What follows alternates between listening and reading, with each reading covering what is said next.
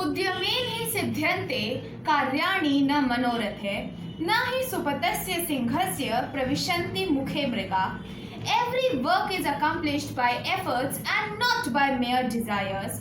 It is equivalent that animals do not enter the mouth of the sleeping lion. The lion requires hard work to hunt for the opportunity. Similarly, the Atmanirbhar Bharat Abhiyan is a mission to galvanize the forces of growth and opportunity across the country in various sectors of economy by increasing the efficiency and also ensuring quality.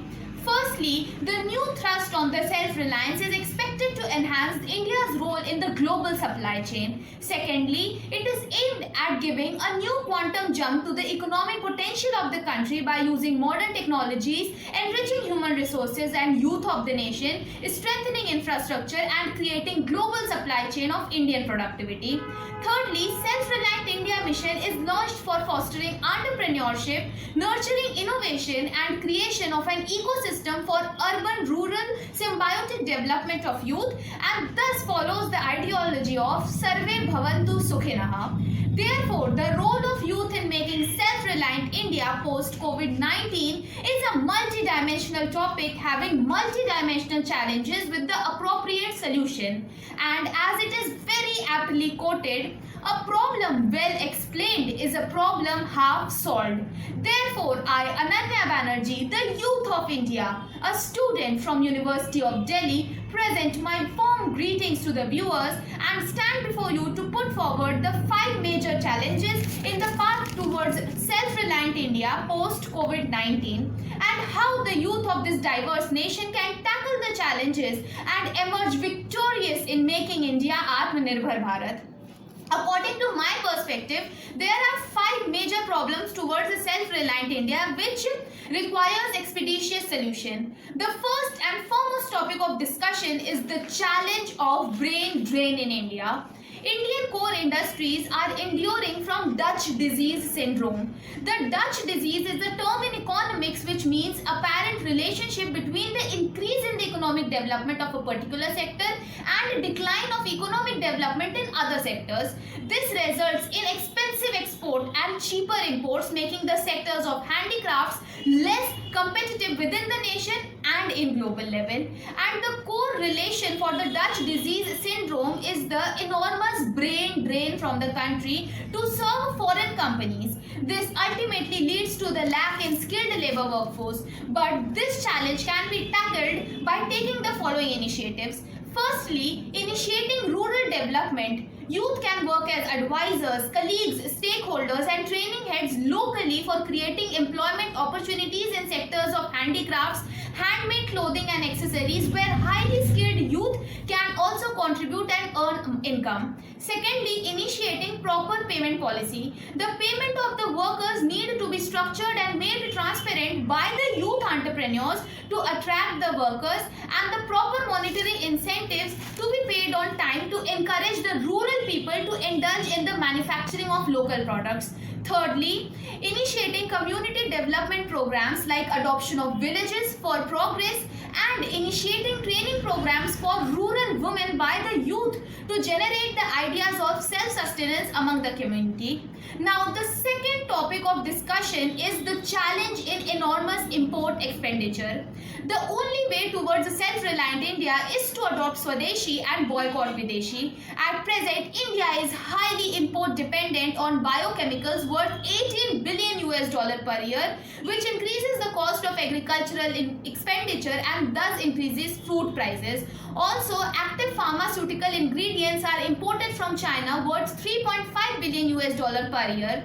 All these huge expenditures increases food and medicines for the people, which are the basic requirements entitled to them. To tackle this challenge, large-scale concentrated endeavors are required by youth. Firstly, youth institutes and enterprises should endeavor the development of cost-effective technology, since Indian pharmaceutical industries are importing APIs at a cheap rate from China and they do not want to invest in research. Therefore, technologies need to be scaled up by the youth for the productivity. Secondly, old existing Indian API entrepreneurs can be revived through fiscal incentives in terms of capital expenditure. For example, Professor C. Gopinathan from University of Calicut has developed the process technology for the production of penicillin from waste fruits. Such innovations need the multidimensional support of youth.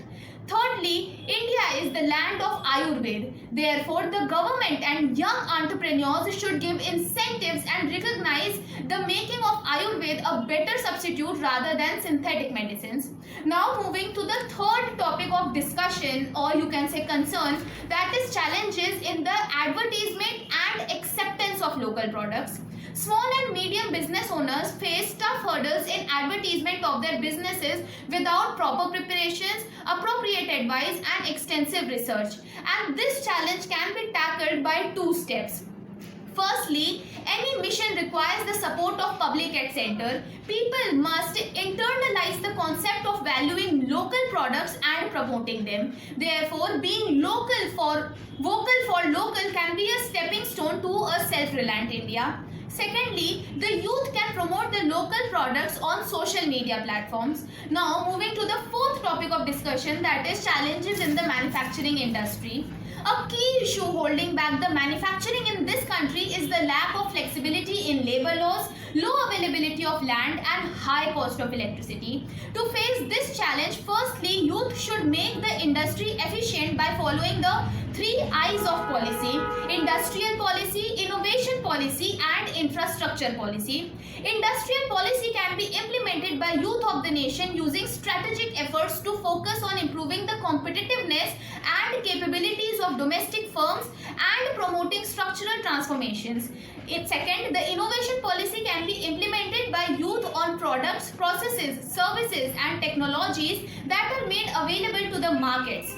Infrastructural policy, the third, can be implemented by youth by maintaining and innovating new hard and soft infrastructure for the company. Now moving to the fifth and the last concern of discussion, that is challenges in the healthcare sector. The COVID-19 pandemic should be treated as a practical examples to streamline operational processes and build preparedness for future healthcare challenges. The steps for making India self-reliant in healthcare structure includes digitalization of patient appointment, early stage detection and monitoring of diseases, and at last low cost of medical equipment transportation. Thus, at last I would conclude by reciting a shlok.